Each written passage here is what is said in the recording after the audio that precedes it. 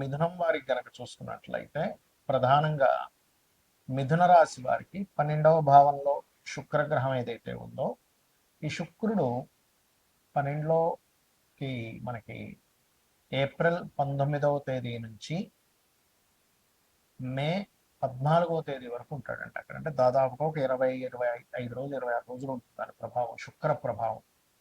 ఎప్పుడైతే ఈ గ్రహం ఇన్ని రోజుల పాటు ఇక్కడ ఉంటుందో 12వ స్థానంలో, మరియు శని కుజులు కలిసి దశమ స్థానంలో ఉన్నారో మీకు, అలాగే మే 12వ తేదీ నుంచి కుజుడు కూడా తన ఓన్ హౌస్కి వస్తున్నాడు.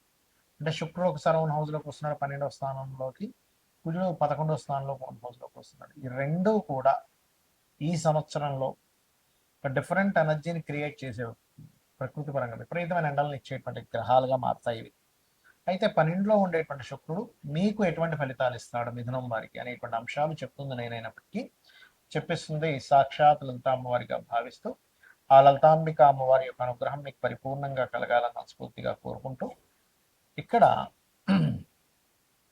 ఈ 12వ భావంలో ఉండేటువంటి శుక్రుడు ఏంటంటే తండ్రి గారి ఆస్తి విషయంలో మంచి ఫలితాలు ఇవ్వడము, మరియు మీరు ఏదైనా ఒక విషయంలో ఇన్వెస్ట్మెంట్స్ చేస్తుంటాం, అసలు ఇది సరైన సమయమా కాదా అని తర్జన భర్జన పడుతూ ఉంటాం, దానికి కొంతవరకు అనుకూలతనిస్తాడు. కాకపోతే ఎంతైనా శని దృష్టి కూడా ఉంది కదా, కాబట్టి కొంచెం ఈ ఇన్వెస్ట్మెంట్ చేసే విషయంలో కొంత స్ట్రెస్ కూడా ఉంటుంది. కానీ తన యొక్క ప్రభావం ఏదైతే ఉందో శుక్రుడు 12వ స్థానంలో ఉండే ప్రభావం మంచి ఫలితాలు ఇస్తాడు. అంటే ఏమిటి, గతంలో జరిగినటువంటి జీవిత భాగస్వామితో జరిగినటువంటి కొన్ని డిస్టర్బెన్సెస్, డిస్ప్యూట్స్ మూలంగా కలిగే కొన్ని మంచి ఫలితాలు. అలాగే మరొక విషయం ఏంటంటే ఇక్కడ గమనించుకున్నట్లయితే ఈ యొక్క దశమ స్థానంలో శని కుజులు ఉన్నందుకు కొంచెం ఉద్యోగ సంబంధించిన విషయంలో కూడా కొద్దిగా స్ట్రెస్ అవుతూ ఉంటారు. విదేశాలకు వెళ్ళి వేరే వేరే దేశాలకు అది వెళ్ళి ఉన్నత విద్యల కోసం ఎవరైతే ప్రయత్నం చేస్తుంటారో ఆ యొక్క ప్రయత్నంలో చక్కటి ఫలితాలు మీరు పొందడం జరుగుతుంది, గుర్తుపెట్టుకోండి. అంటే కొంతమంది అంటూ ఉంటారు, ఏమంటే నేను విదేశాలు వెళ్ళి చదువుకుందాం అనుకుంటున్నాను, అవుతుందా అవదా? ఇప్పుడు ఉన్నటువంటి ఈ యొక్క గ్రహస్థితి ఏదైతే ఉందో ఖచ్చితంగా మంచి ఫలితాలు ఇస్తుంది, అందులో ఎటువంటి సందేహము లేదు, ఇది గుర్తుపెట్టుకోండి. అయితే ఎవరికైనా పర్సనల్ చార్ట్లో శుక్రగ్రహం చాలా ప్రాధాన్యత వహిస్తుంది, గుర్తుపెట్టుకోండి. ఎందుకు అంటే శుక్రుడు ధనాన్ని ఇచ్చే కారకుడు, ధనం మూలం ఇదం జగత్. కాబట్టి మనం చూడండి, ధనం వల్ల సంతోషం రాకపోవచ్చు, కానీ ధనం వల్ల గౌరవం వస్తూ ఉంటుంది ప్రపంచంలో. ఎందుకంటే జగత్తు మొత్తం ధనం మూలంగానే నడుస్తూ ఉంటుంది. కాబట్టి ఇక్కడ ధర్మబద్ధంగా ధనం సంపాదించమని శాస్త్రం చెప్పింది. కాకపోతే ఈ ధనానికి కారకుడైనటువంటి శుక్రగ్రహం ఏదైతే ఉందో, ఈ శుక్రుడు ప్రధానంగా మీకు రాశిలో ఉంటే ఏంటి, 12 భావాల్లో ఉంటే ఏమిటి అనేది చూసుకునే ముందు అసలు మీది లగ్నం ఏమిటి అనేటువంటిది తెలుసుకోగలగాలి. అంటే మీది గురువర్గ లగ్నమా శనివర్గ లగ్నమా?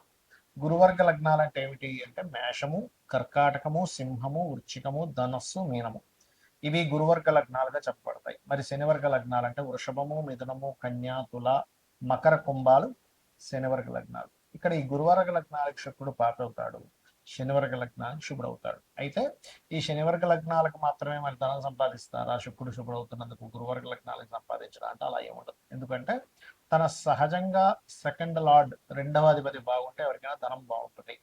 రెండవ అధిపతి, పంచమాధిపతి, భాగ్యాధిపతి, లాభాధిపతి. అయితే ఇక్కడ గురువర్గ లగ్నాలకి శుక్రుడు వల్ల కొంత ఇబ్బంది ఉంటుంది. అంటే స్త్రీ మూలకంగా, ధనం మూలకంగా, కంఫర్ట్స్ మూలంగా, వాహనాల మూలంగా ఇస్తూ ఉంటాడు. అయితే మరలా ఆ శుక్రుడు కనుక కొంత శుభగ్రహాలతో చూడబడ్డ, అంటే అది ఏ రాశుల్లో ఉంది, ఏ నక్షత్రంలో ఉంది, ఏ గ్రహంతో చూడబడుతుంది, ఏ ఏ యొక్క రాశిలో ఉంటూ ఇంకో గ్రహం ఏ రాశిలో ఉండే గ్రహంతో చూడబడుతుంది అనే దాన్ని బట్టి అది శుభుడైనా పాపైనా సరే ఆ యొక్క తత్వాలు మారిపోతూ ఉంటాయి, గుర్తుపెట్టుకోండి. అయితే ఇక్కడ మీరు అర్థం చేసుకోవాల్సిన అంశం, మీకు ఉదాహరణకి లగ్నంలో శుక్రుడు ఉన్నాడు అనుకోండి, ఎవరికైనా అది గురువర్గ లగ్నం అయితేనేమో కొన్ని ఎక్కువ అధిక కంఫర్ట్స్ వల్ల వాళ్ళ దేహం పాడవుతూ ఉంటుంది. అదే కనుక శుక్రుడు మంచివాడు అనుకోండి, మీ లగ్నానికి లగ్జరీ లైఫ్ ఖచ్చితంగా అనుభవిస్తాడు. ఇక్కడ ఏమవుతుంది, లగ్జరీ వల్ల పాడవడం ఉంటుంది అంటే ఎప్పుడు సుఖంగా నిద్రపోతూ ఉన్నాడు, ఎప్పుడు కూర్చొనే ఉంటున్నాడు అనుకోండి, ప్రాబ్లం కదా. అలా కాకుండా కొంచెం ఎక్సర్సైజులు కూడా చేస్తూ ఉన్నప్పుడు ఆ దేహానికి మంచి చేస్తాడు శుక్రుడు కనుక శుభుడైతే.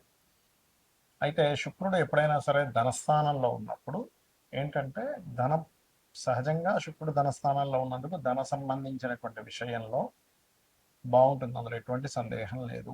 కాకపోతే శుభుడైతే మరింత చక్కగా ధనయోగాన్ని పెంచుతూ ఉంటాడు. అయితే ఇక్కడ ఏ ఆధిపత్యం కలిగి ఉండి ఆ ధనస్థానంలో ఉన్నాడో వాటి మూలంగా, అంటే 4వ అధిపతి శుభత్వం వచ్చి 2లో ఉంటే క్రియేటివ్ మూలంగా, లేకపోతే రియల్ ఎస్టేట్ మూలంగా, కన్స్ట్రక్షన్స్ మూలంగా, వాహన సంబంధంగా మీకు ధనయోగాన్ని అనేటువంటిది ఇస్తాడు, గుర్తుపెట్టుకోండి.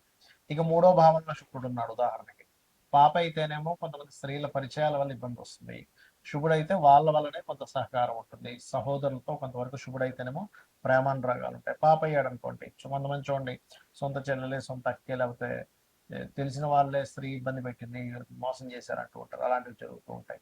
4వ భావంలో కనుక శుక్రుడు మీకు బాగుంటే ఖచ్చితంగా గృహయోగము, వాహన యోగం ఖచ్చితంగా ఉంటుందని చెప్పొచ్చు. అది శుభుడై బాగుంటాయి. పాడైతే వీళ్ళ పేర్ల మీద, అంటే శుక్రుడు కేతువు కలిసి ఉంటాడు, అలాంటప్పుడు వీళ్ళ యొక్క పేర్ల మీదే తీసుకోవడం వల్ల ఇబ్బంది వస్తుంది. ఇది ప్రధానంగా గుర్తుపెట్టుకోండి. అదేవిధంగా పంచమ స్థానంలో శుక్రుడు ఉన్నాడు. అప్పుడు ఏంటంటే శుభుడైతేనేమో వాళ్ళ సంతానానికి ముఖ్యంగా ఏంటంటే ఈ వివాహ సంబంధించినటువంటి విషయంలో ఏదైనా ఇష్టపడి సంబంధాలు రావడము, లేదా పంచమంలో ఉన్నప్పుడు సంతానానికి కళల మీద ఇంట్రెస్ట్ కలగడం జరుగుతుంది. అదే పంచమంలో పాడై ఉన్నాడు అనుకోండి శుక్రుడు, ఉదాహరణకి మీకు, అప్పుడు కొంతమంది చూడండి సంతానం ఏదో సినిమా ఫీల్డ్నో లేకపోతే ఇంకేదో కళలో అనేది అక్కడ వ్యసనాల పాడైపోతూ ఉంటారు, అటువంటివి కలుగుతూ ఉంటాయి. అది ఇక ఇక్కడ ఏంటంటే మీరు కాన్సెప్ట్ అర్థం చేసుకోవాలి. శుక్రుడు శుభుడా పాప, పాప అయితే మరింత పాడైపోయి ఉన్నాడా, శుభుడైనా సరే శుభత్వాన్ని ఇచ్చే దాంట్లో లేకుండా ఎక్కువ పాడైపోయాడా, బాగున్నాడా అనేది ప్రధానంగా చూసుకోవాల్సిన అంశం. ఇప్పుడు ఈ శుక్రుడు 6లో ఉన్నాడు అనుకోండి, ఎవరికైనా శుక్రుడు 6లో ఉన్నా 11లో ఉన్నా ముఖ్యంగా వివాహ జీవితం మీద ఎఫెక్ట్ చూపిస్తాడు. కాబట్టి వివాహ సంబంధించినటువంటి అంశంలో ఎక్కువ ఇబ్బందినిస్తూ ఉంటాడు. అలాగే మనకి కామన్గా ఈ యొక్క శుక్రుడు సప్తమ స్థానంలో ఉంటే ప్రేమ వివాహం అనుకుంటా, కానీ ప్రతిసారి ప్రేమ వివాహం ఇవ్వాలని రూల్ లేదు. పాప అయితే ప్రేమ మూలంగానే ఇబ్బంది పడతారు వివాహం చేసుకుందాం. కొంతమంది చూడండి, ప్రేమించానండి కానీ దాని తర్వాత చాలా చాలా ఇబ్బంది పడ్డాను అంటూ ఉంటారు. ఇటువంటివి జరుగుతూ ఉంటాయి. అదేవిధంగా ఒక్కొక్కసారి శుభుడయ్యడం, పార్ట్నర్స్ వచ్చినప్పటి నుంచి బాగుంటుంది, జీవిత భాగస్వామి కావచ్చు, లేకపోతే లైఫ్ పార్ట్నర్ కావచ్చు, బిజినెస్ పార్ట్నర్ కావచ్చు. అష్టమంలో ఉంటే శుభుడైతేనేమో తాతగారి ప్రాపర్టీస్ బాగా కలిసి వస్తాయి, పాప అయితేనేమో తాతగారి ప్రాపర్టీస్ ఉండడం వల్ల వీళ్ళు ఒక్కోసారి పాడైపోతూ ఉంటారు కూడా.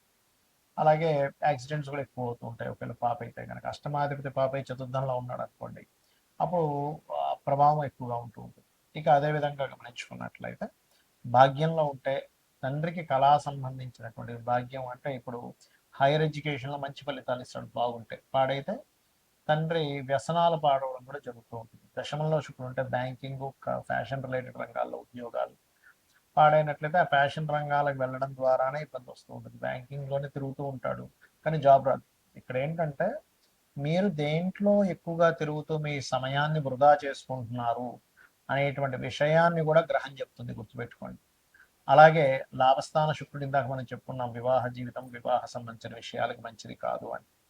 అలాగే మరొక విషయం ఏంటంటే 12వ స్థాన శుక్రుడు సుఖాన్ని ఇస్తాడు, అంటే కంఫర్ట్ లైఫ్ని ఇస్తాడు. కాబట్టి శుక్రుడు ఎప్పుడు కూడా 11 కంటే 12 చక్కటి ఫలితాలు ఇస్తుంది.